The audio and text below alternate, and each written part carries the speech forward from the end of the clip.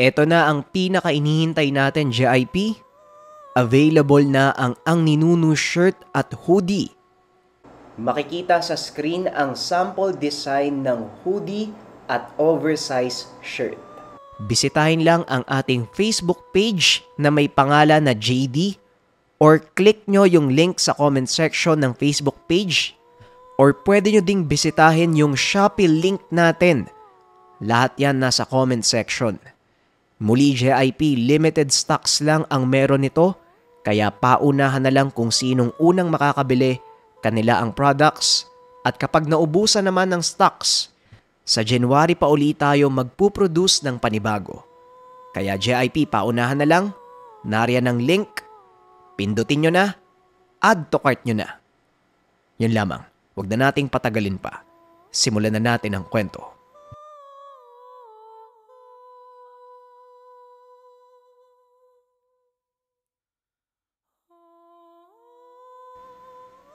Ang kwentong ito ay hango sa totoong buhay. Mula ito sa isa nating kabayan na itago na lang natin sa pangalang Leonito. Taong 1976. Samar. Isang buwan pa lang ang nakakalipas. Magmula nang manirahan si Leonito sa tahanan ng lolo sa Samar.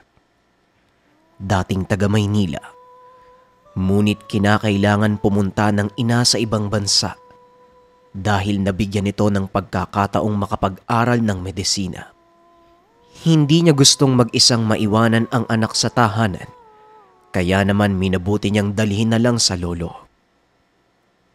Binata na si Leonito, ngunit labis pa din ang pag-iingat ng ina. Bago pa man umalis ay napakaraming ibinili nito sa lolo. Natatawa naman si Tandang Basco dahil masyadong nag-aalala ang ina. Kung gaano kadalubhasa itong si Tandang Basco bilang isang albularyo, ganon din naman kadalubhasa ang ina ni Leonito sa pagiging doktor. Magkasalungat man ang paniniwala ng dalawa, ngunit hindi ito naging hadlang sa mabuting samahan ng pamilya. Lahat may respeto sa isa't isa. Kaya naman bukas ang isipan ni Leonito sa paraan ng panggagamot ng lola at ng ina. Sa maikling panahong paninirahan sa piling ni Tandang Basco, nasanay ang binata sa pang-araw-araw na ginagawa sa tahanan. Tumanggap ng iba't ibang uri ng pasyente. Nakakagamot ito sa pamamagitan lamang ng mga dasal at langis. Hindi mapigilan ng binata na mamangha sa kakayahan ng lolo. Isang araw, dahil nagkaroon na ng kaibigan sa Leonito, bandang 9:00 ng umaga ay nagpaalam siya kay Tandang Basco. Pupunta muna sa tahanan ng isa sa mga kaibigan. Pinayagan naman ito ng lolo at nagbilin na mag-ingat sa daan. Bago pa man tuluyang makaalis, napansin ng binata ang isa sa mga pasyente ng lolo. Ang buong mukha nito ay naging kulay berde at mukhang napakagaspang din ng balat. Matapos titigan, umalis na siya ng tahanan dahil nakita niya na nasa labas ng bakuran ang kaibigan at nag-aantay. Sa buong maghapon ay wala namang ibang ginawa ang magkaibigan kung hindi tumambay sa bundok. Dahil bawal na magpunta doon sa susunod na linggo dahil Kwaresma na, sinulit nila ang pag-akyat at nanguha ng buko. Tuwang-tuwa naman ang binata dahil nagustuhan niya talaga ang bundok simula nang makauwi ng probinsya. Ilang oras pang kumain ang magkakabarkada ng buko. At bandang 6:00 ng gabi ay naglakad na pabalik ng tahanan. Pagkarating sa bakuran, nagulat si Leonito dahil nagkalat ang mga gamit ng lolo. Unti-unting lumapit at nagulat dahil ito ang mga libreta ng lolo na itinago sa isang baul. Punit-punit lahat na parang may galit kung sino man ang gumawa. Dahil sa nakita ay nakaramdam ng kaba si Leonito. Patuloy na naglakad papasok at naganap sa bawat sulok ng tahanan. Ngunit ni anino ng lolo ay hindi na nakita pa. Dali-dali siyang lumabas ng tahanan para itanong sa mga kapitbahay kung nakita nila ang matanda. Lahat ng mga ito ay sumagot ng hindi. Madilim na ang daanan at medyo napapagod na ang binata. Kaya naman napagpasya niyang bumalik ng tahanan. Biglang nagulat si Leonito nang kalabitin siya ng isang baliw na babae na nakasunod sa likuran. Ito ang matagal ng baliw na naninirahan sa barangay. Ayon sa sabi-sabi, iniwan ito ng asawa at hindi kinaya ng isipan. Hindi naman ito nagwawala o nananakit. Madalas mahilig lang itong magsalita sa napakababang boses. Tinignan ito ni Leonito at tinanong kung ano ang kailangan. Hindi man maayos ang pagsasalita. Ngunit ayon sa baliw na babae, huling nakita ang lolo na may kasama na isang babae. Nang tanungin niya ang baliw kung saan sila pumunta, kagad itinuro ng baliw ang direksyon. Bukod doon wala nang ibang impormasyon pa ang nasabi. Nagdalawang isip naman ang binata na sundin ang itinurong daanan dahil papunta ito sa gubat. Naalala niya ang sinabi ng mga barkada. Mapanganib ang kagubatan pagsapit ng dilim. Dahil sa baguhan, hindi pa man lubos na kabisado ang lugar. Minabuti ni Leonito na umuwi muna, habang ang baliw naman ay hindi na napansin kung saan nagawi. Pagkarating sa tahanan, hindi niya maiwasang manghina dahil sa hindi malaman kung nasaan ang lolo. Kahit pa magulo ang isipan, minabuti ng binata na magpahinga at kinaumagahan ay magpapatuloy sa paghahanap. Pagsapit ng umaga, hindi pa man nakakabangon ay may narinig ng kumakatok sa pintuan. Kagad siyang tumayo at pinagbuksan. Isang matandang lalaki ang tumambad sa kanya at halos kasing edad ito ng lolo. Ikaw ba ang apo ni Basco? Hanapin mo ang libretang napabalot ng pulang tela sa mga kagamitan ng lola mo. At bago mo ibigay sa akin maghanda ka dahil meron tayong pupuntahan. Wika ng matandang lalaki. Dahil sa narinig ang pangalan ng lolo, hindi na ito nagdalawang isip pa at kagad na pumasok sa kwarto. Hinalungkat ang kagamitan ng lolo. Masuri din niyang tinignan ang laman ng baul. Hanggang sa nahanap ang sinasabi ng matanda. Maalikabok na ang nakabalot na pulang tela. Hindi man binuksan ngunit sigurado na ang binata na ito ay isang libreta dahil sa hugis nito. Inilagay lang sa bulsa at mabilis na nagpalit ng damit pang itaas. Pumunta na sa matanda at inabot ang libreta. Hindi naman ito umimik pa at diretsyong naglakad kaya naman sumunod na si Leonito. Habang naglalakad ang dalawa, napapatanong ang binata sa kalagayan ng lolo, ngunit ang palaging sagot ng matanda. Maya-maya lang ay malalaman niya ang kasagutan. Kaya naman hindi na nagpumilit pa si Leonito. Halos 2 oras din ang nilakad ng dalawa hanggang sa makarating sa isang kubo sa gitna ng gubat. Inabot ng matanda kay Leonito ang libreta at nagsalita. Kinakailangan mong maghanda. Leonito, ikaw mismo ang magliligtas sa sarili mong lolo. Buksan mo ang libreta at basahin mo ng pabaliktad. Kapag namemorya mo ang pinakahuling pahina, abisuhan mo ako at saka pa lang tayo pupunta sa kinaroroonan ng lolo mo. Hindi man alam ang buong ipinapagawa ng matanda. Binuksan niya pa rin ang libreta. Binaliktad ang pagbabasa nito at pilit na kanabisado. Pagbukas ng unang pahina ay napakunot ang noo ng binata dahil sa napakalabo ng nakasulat. Napansin ito ng matanda at ayon sa kanya, kailangang itapat ang kada pahina sa araw para maging malinaw. Nang ginawa ito ni Leo, namangha siya dahil parang bagong gawa ang libro. Ngunit kapag inalis sa araw ay muli itong nagiging luma. Maghapong naging abala sa pagmememorya ang binata. Dahil ayon sa kasamang albularyo, tuwing umaga lang mababasa ang libro at kung hindi man maging handa hanggang sa lumubog ang araw, muli silang maglalaan ng isa pang araw sa pananatili. Dahil sa gusto nang makita ang lolo, sineryoso ni Leonito ang pagkakabisa. Sa awa ng Diyos ay nagtagumpay siya bago pa man mag-alas 6 ng gabi. Nabigkas niya ng diretsyo ang mga dasal sa harap ng kasama. Kaya nagpalipas na lang ng gabi ang dalawa at naghanda para sa susunod na araw. Pagtungtong ng alas 4, nag-umpisa ng maglakad si Leonito.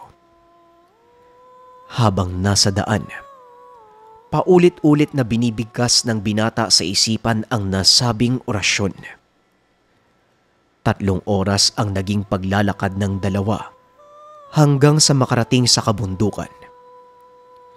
Malayo pa man, ngunit tanaw na ni Leonito ang lolo na nakaupo sa paanan nito.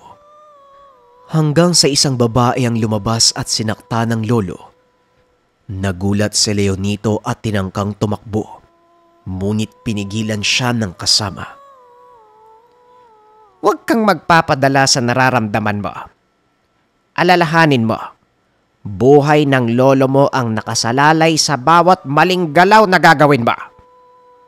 Makinig ka. Dahan-dahan tayong maglalakad hanggang sa maabot natin ang kinauupuan ni Basco. Bago pa man tayo tuluyang makarating doon, may isang patay na puno tayong madaraanan at sa oras na yon, mawawala na ako sa tabi mo. Pagmasdan mo ang paligid at kapag nakita mo ang 2 ahas na naglalaban, bigkasin mo ang orasyon. Pagpapaliwanag ng matanda. Tumango naman si Leonito at inihanda ang sarili. Dahan-dahang naglakad ang 2 at nagtago sa likod ng puno. Makailang hakbang pa, nakita na ng binata ang sinasabing puno ng matanda. Lumingon pa ito para sumenyas sana, ngunit wala na ang matanda sa kanyang tabi. Lumabas sa pinagtataguan ang binata at lumapit sa puno. At dito niya nakita ang 2 ahas na naglalaban. Ngunit napansin niya na parang may pinag-aagawan ng 2. Hindi niya maiwasang makaramdam ng takot dahil sa napakalaki nito. At habang papalapit, mas malakas niyang binibigkas ang orasyon hanggang sa nakitang namatay ang isang ahas. Napatigil ito sa pagbigkas. Maya-maya pa lumapit ang isa pang ahas. Hindi alam ni Leonito ang gagawin dahil sa tinititigan siya nito habang iginagalaw ang ulo. Bumuka ang bibig at may iniluwang puting bato. Pinulot ng binata ang bato. Tumakbo patungo sa kinaroroonan ng lolo. Dumating itong hinahabol ang hininga. Walang ano-ano'y tinapat ng isang babae sa dibdib niya ang napakahabang itak. Tinitigan ito ni Leonito. Nabatid niya na ito ang babaeng nagpagamot sa lolo niya dahil sa hindi pa rin nawawala ang kung anong kulay berde sa buong muka. Tiningnan naman ng binata ang lolo at nakita niyang lumuluha habang nakatitig sa kanya. Bumubuka ang bibig nito ngunit walang lumalabas na boses. Nagulat si Leonito nang biglang idiniin ng babae ang patalim sa dibdib niya. May kung anong bumulong sa tenga ni Leonito. Buong puwersa niyang itinapat sa babae ang hawak na bato. At kasabay nito, may isang napakalaking ahas ang tumuklaw sa binti ng babae at bigla itong humandusay sa lupa.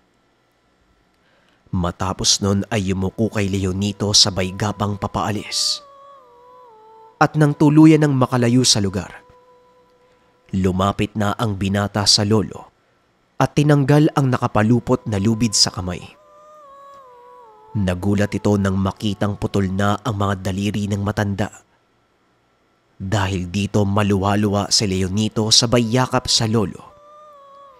Sa mahinang boses, narinig niyang nagpasalamat ito sa kanya. Inalalayan ni Leonito si Tandang Basco at dahan-dahang naglakad pauwi ng tahanan.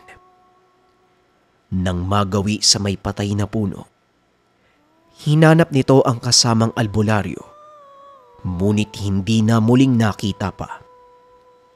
Wala na ding nakitang ahas pa sa lugar, kaya naman nagpatuloy na sila sa paglalakad. Pagkarating sa tahanan, naabutan niyang nakaupo sa may bakuran ang albularyo. Aba, mabuti naman at napagtagumpayan mo, Leonito, ang pagsubok. Ipasok mo na si Basco para magamot ko na ang mga natamo niyang sugat. Wika nito. Inalalayan ni Leonito ang lolo hanggang sa makaupo sa loob. Pinatanggal ng manggagamot ang pang-itaas na damit. Nagulat ang binata nang makita ang mga pasa sa katawan. Agad itong pinahira ng langis ng kasamang albularyo. Bago pa man matapos ay meron siyang binanggit na usal. Kasabay nito ang pagtakip sa mga naputol na daliri. Sa buong maghapon ay nagpahinga lang si Tandang Basco dahil nanghihina pa rin ang katawan nito.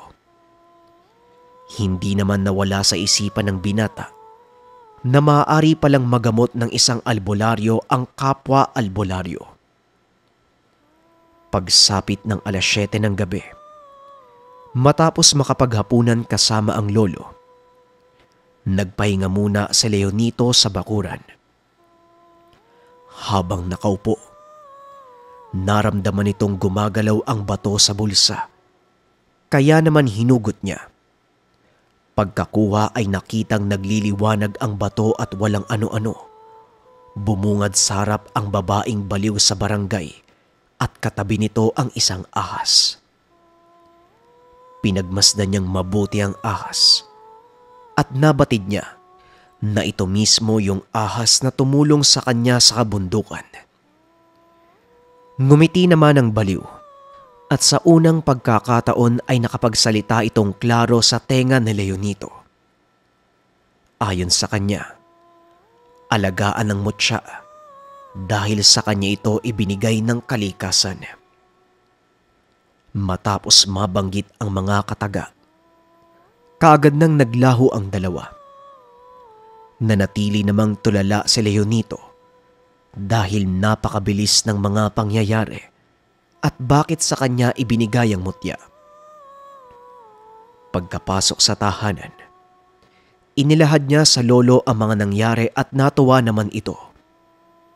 Nagsalita si Tandang Basco. Mapalad ka po. Marami ang naghahangad ng mutya ng ahas dahil sa marami nitong katagayaan. Sa katunayan, yung babaeng nagdala sa akin sa bundok, yan ang pakay niya. Pinilit akong kunin ang mutya, ngunit hindi naman ako nagtagumpay. Dahil hindi yan para sa akin, kahit pa albularyo ako. Ingatan mo yan na po. Hindi naman yan basta-basta mawawala hanggat hindi mo ginagamit sa kasabaan. Dahil sa narinig ni Leonito, hindi siya nakapagsalita. Inabutan ito ng botelya ng lolo at ibinilin na ilagay ang mutya para gawing kwintas. Magmula ng araw na yun, unti-unti nang natanggap ni Leonito ang kalooban ng mutya. Hindi naman ito nagkamali sa tamang paggamit dahil sa gabay ng lolo. Lumipas pa ang ilang taon. Nakauwi na rin ang ina.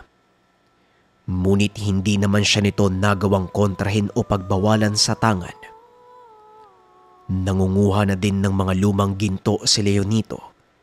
Kaya naman nagkaroon siya ng inkwentro sa iba't ibang nilalang. Ang pera naman na nakukuha sa pagbenta ng ginto, karamihan ay ibinibigay sa pagpapaayos ng simbahan. Sapat lamang ang kinukuhang halaga para sa pang-araw-araw na konsumo. Hindi nagtagal. Dahil sa katandaan ay sumakabilang buhay na si Tandang Basco. Samantala, hindi man ipinagpatuloy ni Leonito ang panggagamot ng lolo, ngunit nagpatuloy naman ito sa pagtulong sa mga nangangailangan. At lahat ng ito ay nagawa niya dahil sa mutya ng ahas. Ang susunod na kwento, mula sa ating kabayan na itago na lang natin sa pangalang Gapor. Taong 1988. Antique. Bata pa lamang si Gapor. Pangarap niya nang makagawa ng espesyal na itak na pwedeng ipanglaban sa mga nilalang. Dati pa man ay bukas na ang isipan nito sa mga kwentong aswang dahil ang lola niya mismo ang nabiktima ng balbal. Kaya naman sa edad na 19, nagtatrabaho na siya sa paggawaan ng mga patalim. Araw-araw siyang pumapasok sa trabaho dahil wala namang inaasikaso sa tahanan. Mag-isa na lamang namumuhay ang binata. Sa kabilang barangay naman nakatira ang tiyuhin at paminsan-minsan doon natutulog lalo na kung merong inuman. Ang mga magulang ni Gapor hindi na nakita pa dahil ang ina ay namatay matapos siyang maipanganak. Habang ang ama naman, hindi man lang nagawang dalawin ang sariling mag-ina. Dati-rate, grabe ang galit ni Gapor sa mga ito. Ngunit kalaunan ay hindi na din inisip pa ang pagkaulila dahil sa magaan naman ang buhay at sa katunayan. Bata pa lamang ay nakakayanan na nitong buhayin ang sarili sa pamamagitan ng pagiging kargador at kahit anong trabaho, basta gamit ang lakas ng pangangatawan. Hindi rin mapili sa kahit anong bagay kaya naman maraming kapitbahay ang nagmamalasakit dahil sa likas na mabait at maaasahan ang binata. 4:00 pa lamang ay gumigising na ito. Nagluluto ng pagkaing babaunin sa trabaho. Mabait naman ang amo. At sa katunayan, palagi siyang inaalok ng pagkain. Ngunit kusang tumatanggi na lamang si Gapor dahil sa marami na itong naitulong sa kanya. Kahit ang lupang kinatitirikan ng tahanan ay nanggaling sa amo. Matapos makapagluto, nagpapakain din ng mga alagang manok. At pagsapit ng 5:00, naglalakad na papunta sa sunod na barangay para magtrabaho. 1 oras din ang nagiging lakaran niya kaya naman eksaktong 6:00 ang pagdating para mag-umpisa. Matagal nang dito si Gapor. 15 anyos pa lamang ay nauutusan na siya ng may-ari. Kaya hindi naging bago pa ang trabaho ng kunin ito bilang katulong sa paggawaan. Pagkarating sa lugar ng amo, kaagad na pumunta sa likod ng tahanan para mag-umpisa sa pagpapainit ng mga metal at dahan-dahang inihuhulma para maging itak. Kapag nakumpleto na, inilalatag ito sa harap ng tahanan para makita ng mga bumibili. At madalas, marami ang nagpapagawa ng iba't ibang uri ng patalim, kaya naman mas ginaganahan si Gapor. Dahil paiba-iba rin ang nagagawa niyang patalim, na siya namang nagpapagaan sa loob ng binata. Sa pagsapit ng 5:00, kahit hindi pa natatapos ang iba, pinapauwi na ito ng amo dahil ayaw nitong abutin ng binata sa daan dahil sa nagkalat ang bali-balita patungkol sa mga nilalang na lumalabas tuwing gabi. Pagkarating sa tahanan, pinapakain nito ang mga alaga. At kung nagkataon na nagugutom ay nagluluto pa ng hapunan.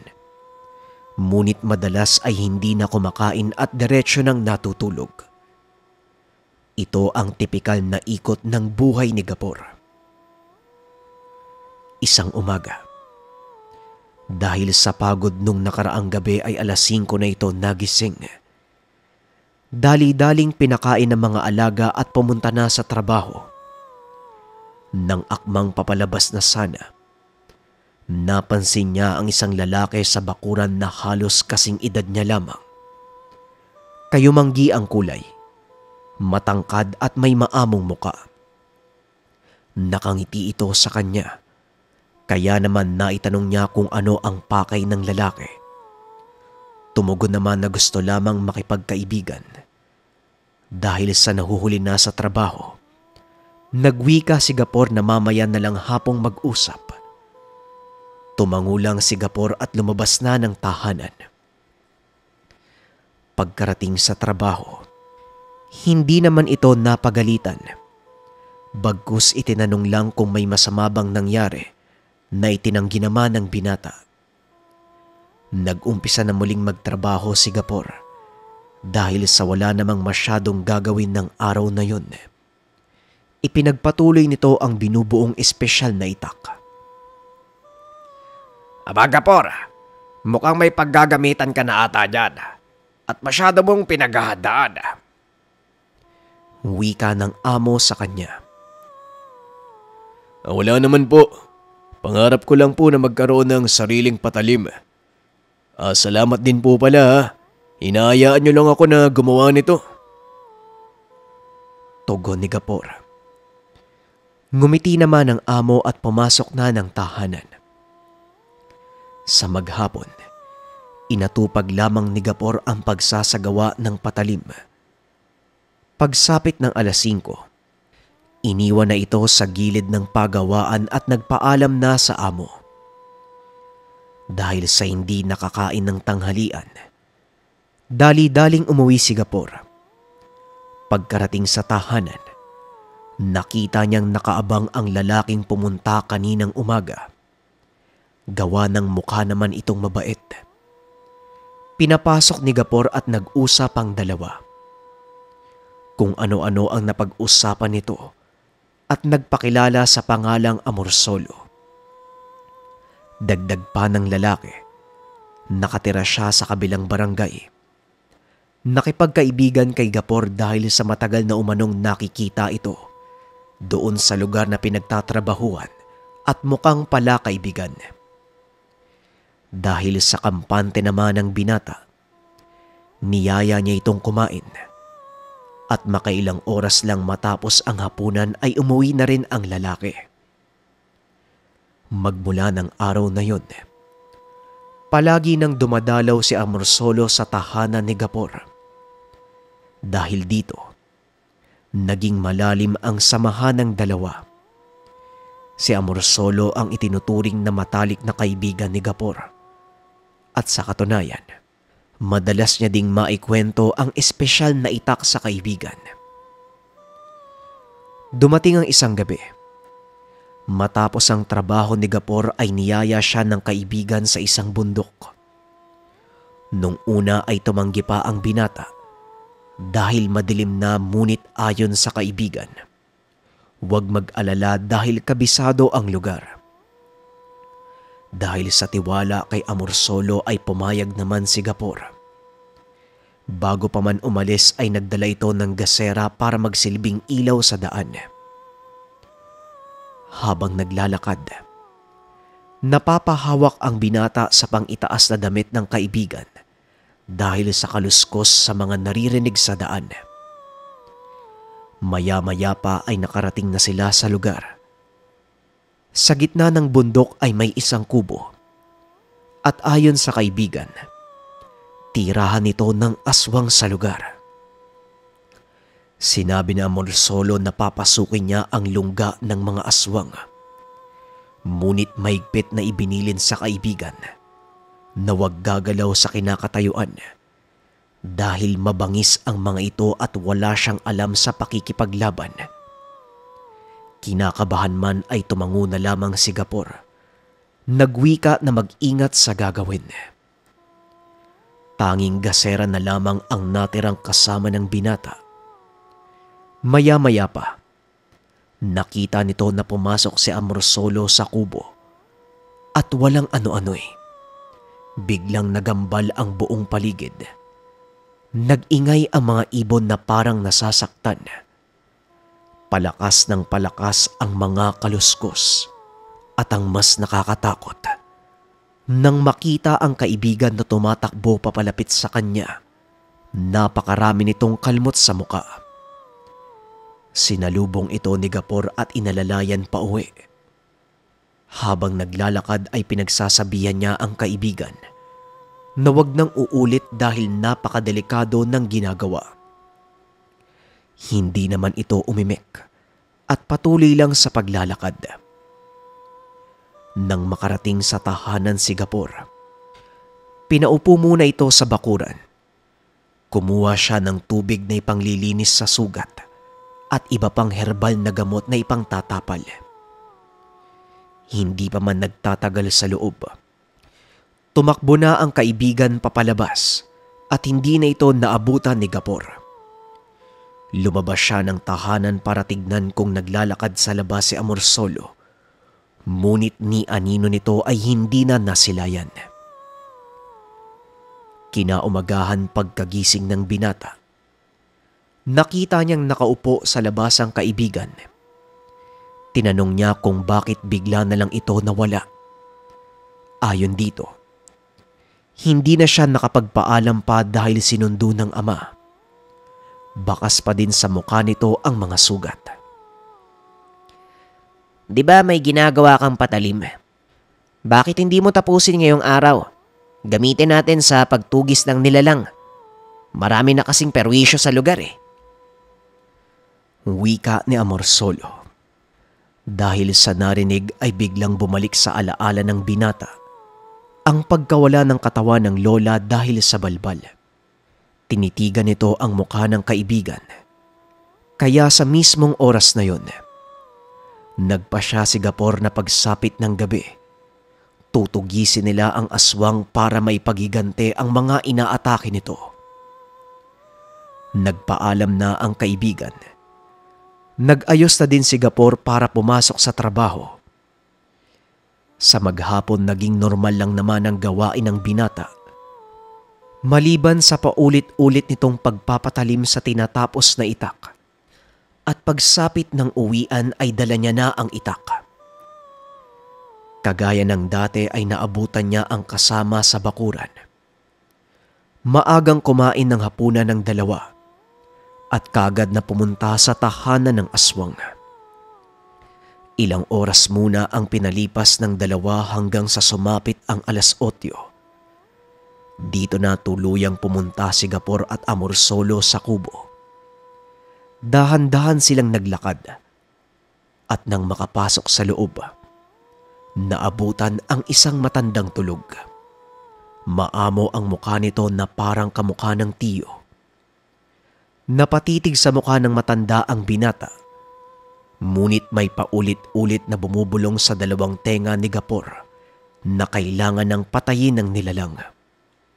Kaya naman paulit-ulit niya itong sinasaksak gamit ang bagong patalim. Walang kalaban-laban ng matanda dahil mahimbing pa itong natutulog. Matapos nun ay tumakbo na palabas ang binata. Pagkarating sa lugar ng kaibigan, hindi na ito mahanap pa. Dahil sa unang beses na makapatay, halos manginig ang buong katawan ng binata habang pauwi. Pagkarating sa tahanan ay kaagad niyang tinago ang dalang itak. Hinugasan ang parte ng katawan na may dugo at kaagad nagpalit ng damit. Matapos makapaglinis, hindi siya mapakali dahil napagtanto niya na parang hindi aswang ang napatay. Parang normal na matanda lamang. Magdamag na upo ito sa higaan. At pagsapit ng 5:00, naglakad na ito papasok sa trabaho. Nang makarating ay sinalubong ito ng amo at mariin na ibinalita ang usap-usapan. Nabalitaan mo na ba, Gapor? Napatay kagabi ang bagong albularyo sa lugar natin. Nakakaawa naman. Siguro, hindi pa masyadong biyasa yung matanda. Wika ng amo. Dahil sa narinig ay pinagpawisan ng malamig ang binata. Sa isip niya, siya ang may gawa ng pagpatay. Hindi naman ito sumasagot pa at diretso na lang sa pagtatrabaho. Sa maghapon wala siya sa wisyong nagtatrabaho. Paulit-ulit itong tinatanong ng amo kung ano ang nangyayari, ngunit wala naman siyang maisagot. Pinauwi na ito ng amo dahil baka kailangan ng binata na magpahinga. Pagkarating sa tahanan, inintay ng binata na dumating ang kaibigan. Nang sumunod na araw ay hindi nakapasok si Gapor at ilang araw na ding walang tulog. Kapag napapapikit ang mata, wala siyang ibang makita kung hindi ang dugoang matanda. Halos 1 linggo naging ganito ang kalagayan ni Gapor. Dahil hindi niya na makayanan, pumunta na siya sa tahanan ng tiyo. Matapos mailahad ang pangyayari ay dinala siya sa albularyo upang ipagamot. Hinawakan nito ang kamay ni Gapor at nagsalita. Hindi normal na tao ang kaibigan mo. Isang uri ng elemento o nilalang. Ginamit ka bilang instrumento para mapatay ang albularyo. Dahil hindi niya kayang pumasok sa dome nito, ikaw ang ginamit niya upang wala nang tumugi sa lahi nila. Matapos makapagsalita ay dinasalan siya nito upang tuluyan mawalan ng ugnayan ng katawan niya sa elemento. Sa paglipas ng mga araw, hindi na umuwi pa si Gapor sa tahanan. Nanatili na lang ito sa tiyo. Hindi naging madali ang paglimot sa karumal-dumal na nagawa. Ngunit idinaan na lang sa dasal ang lahat. Kalaunay napagtanto rin ng binata na sinamantala lang ng nilalang ang kanyang kahinaan. At ayon kay Gapor, dahil sa nangyari, habang buhay niyang pagsisisihan ang pagsunod sa utos ng mga nilalang. Maraming salamat sa pakikinig ng ating kwento, JIP. Muli available na ang Ninuno shirt at ang Ninuno hoodie. Nariyan ng link ng Shopee at Facebook page sa comment section. Pwede kayong mag-order doon at antabayanan lang ang list ng winners ng ating oversized shirt at hoodie. Yun lamang, maraming salamat. Paalam.